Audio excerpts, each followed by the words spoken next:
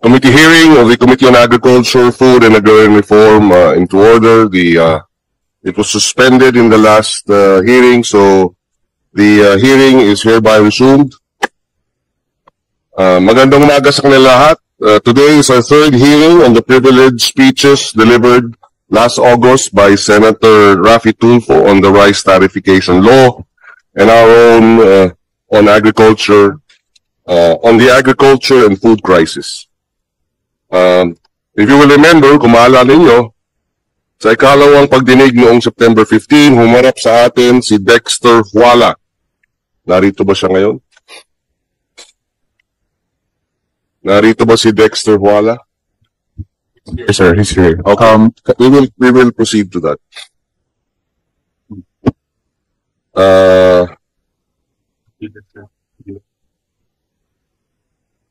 Isang 23 anyos na food panda rider, si Dexter, na ayon sa mga opisyal na record ng Bureau of Customs ay may-ari ng EPCB Consumer Goods Trading, ang kumpanyang nagtangkang makapasok sa Port of Subic ng 14 container ng smuggled carrots, sibuyas at frozen fish, nagkakahalagang milyong-milyong piso. Sabi nga, frozen fish. Pero ang nabanggit nga ni Senator J.B. Ejercito nung nakarang hearing, obvious na hindi big fish si Mr. Huala. Scapegoat o dummy ng mga sindikatong kayang bumuo ng pekeng kumpanya, kumuha ng pirma ng kung sino-sino at ipasa ang pananagutan sa kanila. Sa kaso ni Lugin Tenero, broker ng 1024 Consumer Goods Trading, siya ang pumirma ng import entry documents para sa smuggled frozen mackerel na may halagang 68 million pesos. Pero nakalagay sa deklarasyon ay 40 million pesos. At chicken poppers, di umano ang laman. Nang tanungin kung sino si Mr. Carlos, dahil sabi ni Mr. Lugin Tenero, isang Mr. Carlos ang kausap niya para pumirma. Taga Bureau of Customs daw na nag-utos sa kanya. Pero hindi niya alam ano apelyido ni Carlos. Tulad ng sinabi natin noon, paanong hindi makikilala ang taong kausap sa milyong-bilyong pisong transaksyon. 40 million pesos, if I'm not mistaken, pipirma ka sa mga dokumento sa halagang 40 million pesos, hindi mo kilala sino yung nagpapirma sa'yo. Hindi ka panay-paniwala. Nilarawan natin sa nakaraang hearing ang bulok na sistema ng smuggling. Ang sistema kung saan ang mga maliliit na ginagawang panangga at ang mga nasa likod ay patuloy na yumayaman sa pawis ng ating mga magsasaka at mangingisda at ng ating mga consumer o mamimili. Sa kabilang banda, malinaw ang batas. May ngipin ang Republic Act 12022 o ang Anti-Agriculture Economic Sabotage Act. May pondo para 500 million pesos at 3 beses ko nang pinalo up ito sa DBM at pati sa presidente mismo. Ayon sa batas, ang opisyal consignee ay maaaring makulong ng habang buhay at multahan ng 5 beses ng halaga ng mga smuggled goods. Ganito kabigat ang pananagutan. Kaso bakit hindi ganun kabigat ang pagkilos ng ahensya ng pamahalaan? Maalas ang batas. Dapat maalas din ang gobyernong pagprotekta sa ating mga mamimili at sa ating mga magsasaka at sa ating mga mangingista. Mabigat ang pananagutan ng mga mastermind. Ang limpak-limpak ang kinikita sa smuggling. Ang mga may-ari o umuupan ng warehouse, cold storage, port o truck na ginagamit sa smuggling, maaaring makulong ng 20 hanggang 30 years at multahan ng hanggang 3 beses ng halaga ng goods. Sa usaping 40 million times 5, 200 million ang multa. Times 3, 120 million ang multa. Nagkulang ba ang mga gumawa ng batas?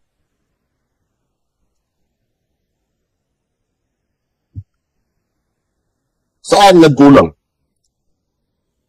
And that is why the Senate exercises oversight functions, which is when we pass these laws, we will have to monitor how these laws are implemented.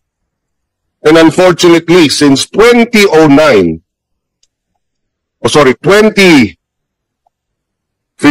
9 years, or 10 years, almost 10 years, 2016, wala pang nakukulong na malaking smuggler kahit non-bailable na nun. Ang economic sabotage of agriculture products sa halagang 10 million pesos.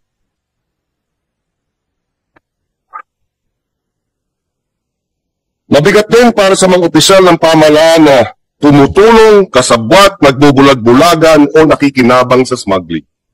Habang buhay na pagkakakulong, habang buhay na diskwalifikasyon sa serbisyo publiko at pagkumpiska o forfeiture ng mga ari-arian.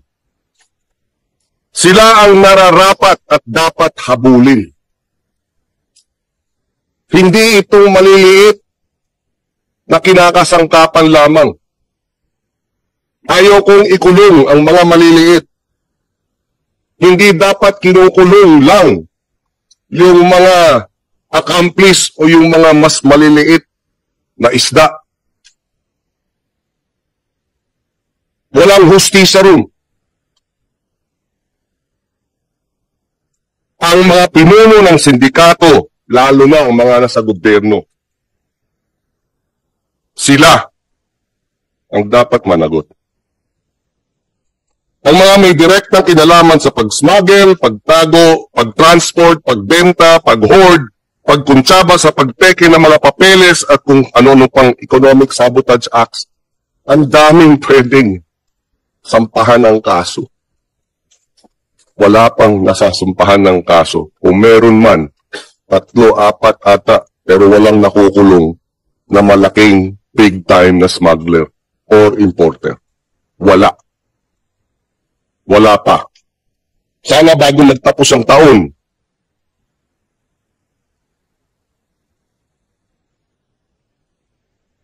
ang mga taong gobyerno hindi ordinaryong mamamayan. Sila ang mga taong binabayaran natin para bantayan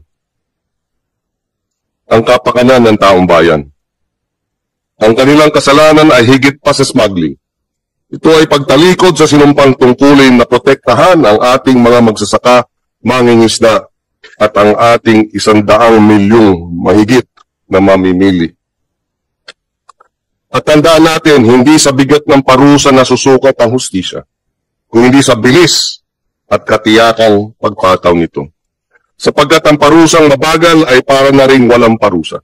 Ang batas, gaano man katindi, ay hindi magiging walang saysay kung hindi ito agad pinapatupad. Sa mga nakaraang pagdinig, humingi tayo ng maraming dokumento, Bureau of Customs, import records, applications for permits, brokers, licenses, at iba pa. Ano ang sinasabi ng mga dokumentong ito? Para sa pagdinig na ito, dito tayo magtutuon. Sa mga isinumiting ebidensya, sa mga transaksyon, magduduktong sa mga dami at sa tunay na utak ng mga nasa likod ng kamadang sindikato. Sa mga trail, magtuturo sa mga opisyal na kumita habang bumabagsak ang presyo ng palay, sibuyas at isda sa merkado. Magandang umaga sa kanilang lahat. May we request now the committee secretary to place on record and acknowledge our resource persons and to give us the status of the subpoenas and as well as to administer the oath of the resource persons rather who have yet to take their oath in this hearing. You have the floor, Attorney Lina. Good morning, Mr. Chair. Thank you. I will now call the attendance. First, from our government agencies. From the Department of Agriculture, led by Yusik Carlos C. Carag, Undersecretary for the Inspectorate and Enforcement. ASEC Arnel V. De Mesa, Assistant Secretary for Special Concerns for Official Development Assistance. Assistant Secretary Willie M. Angsi, Undersecretary for the Inspectorate and Enforcement. Director Junibert E. Disagon, Director Agribusiness and Marketing Assistance Service. Director Roberto S. Umali, National Meat Inspection Service. Admin Belinda S. Sanchez, National Tobacco Administration. Dr. Joel Lales, Director of Bureau of Agricultural Research. Director Eliza Isalilig, Director Bureau of Fisheries and Aquatic Resources.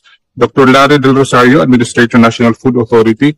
Pablo Reyes Iascon, Administrator Sugar Regulatory Administration. Dr. Christian P. Dakigan, Director, the Bureau of Animal Industry. Director Joel Dator, Assistant Director, Philippine Center for Post-Harvest Development and Mechanization, PhilMec. Director Glenn Panganiban, Bureau of Plant Industry. Sigon H. Guerrero, Senior Vice President of the Philippine Crop Insurance Corporation. From the Office of Special Assistant to the President, under the Anti-Agricultural Economic Sabotage Council, we have Attorney Christine Joy Diaz Teston, Assistant Secretary. City Prosecutor Robert D.G. Ong, Special Team of Prosecutors of the Anti-Agricultural Economic Sabotage Council. From the Anti-Money Laundering Council, Eranio Dumale, the Deputy Director, Financial Crimes Investigation Group. And Attorney Alwin Perez, Acting Legal Officer, Litigation Evaluation Group. From the Department of Justice, also represented by City Prosecutor Robert D.G. Ong Jr. From the Department of Finance, we have Assistant Secretary Neil Adrian Cabiles. From the Bureau of Internal Revenue, we have Attorney Edgar Alan Reyes. From the Philippine Statistics Authority, Suhana G. Abad. From the Securities and Exchange Commission, Attorney Ria Alexandra de Castillo. From the Philippine Coast Guard, the Commandant, Admiral Ronnie Hill Latorilla Gavan, together with Commodore Oliver S. Tanseco. PCG, Commander Investigation Detection Management Service. From the Bureau of Customs, represented today by Assistant Commissioner Vincent Philip C. Maronilla, together with Mr. Joel Pinawin, the Chief of the Manila Port, and Andrew Malcolm S. Calixihan, the Deputy Collector for Assessment Port of Subic.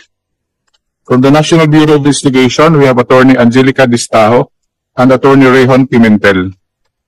From the Philippine National Police Criminal Investigation and Detection Group, Colonel Restituto A. Pangusban and Major Andres E. Palagikon Jr. From the Philippine National Police Maritime Group, represented by Lieutenant Colonel Marlo Y. Gabato and Colonel Rachel Carmelo T. Dayon. From the Department of Trade and Industry, Mr. Joel Buwag, the Assistant Division Chief, Fair Trade Enforcement Bureau. From the Philippine Competition Commission, Attorney Cesar F. Francisco. From the Tariff Commission, Commissioner Marisa Maricosa Ipaderon. From the Philippine Ports Authority, Attorney Sherwin C. De Hoya. From the Land Bank of the Philippines, First Vice President Edwin Hapitana. From the Food and Drug Administration, we have the Director General, Attorney Paulo S. Teston. And Mr. Chair, from the private corporations, organizations, from the consignees and the brokers. First, from 1024 Consumer Goods Trading, Merlin Robete Jacinto, the owner, and Lugin Arms Ramos Tenero, the broker.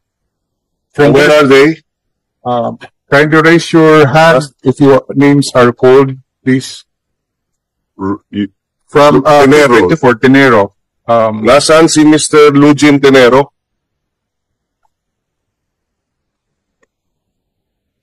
Wala rito. You logged in as present in this public inquiry earlier. Mr. Lugin Tenero, nasaan si Mr. Tenero? Baka may nag-log in on his behalf. Kunwari, narito. Can the Sergeant at Arms staff assist us in... and who is the other one? The owner